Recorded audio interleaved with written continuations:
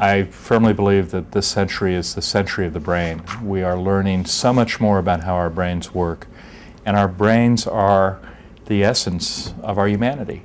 When we interact with other people, we may think we're interacting with their bodies, but what we really care about is our interactions with their brains.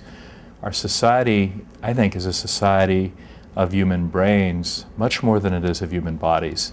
If we understand more about the brain, it will have effects on our society, undoubtedly. And we are in the process of understanding infinitely more about human brains than we ever did before. That will change our society. We need to be ready for that. It's important for us to understand more about how brains work for people who aren't normal adults.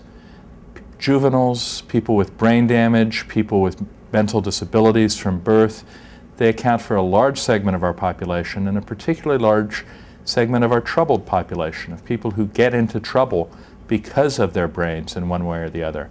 Understanding more about what's wrong with those brains, what's wrong with the brains of those people, can, I think, help us avoid some of the problems, maybe treat and cure some of the social problems, some of the social dysfunctions that arise because of these abnormal brains. Neuroscience is a double-edged sword for society.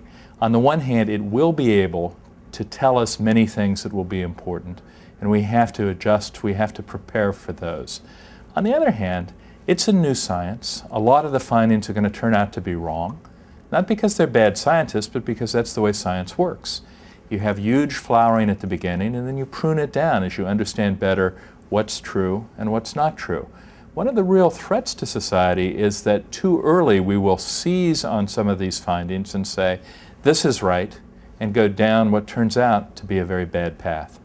So I think one of the most important things this project can do is help sort out which paths are promising, which paths aren't, which solutions work, which solutions don't.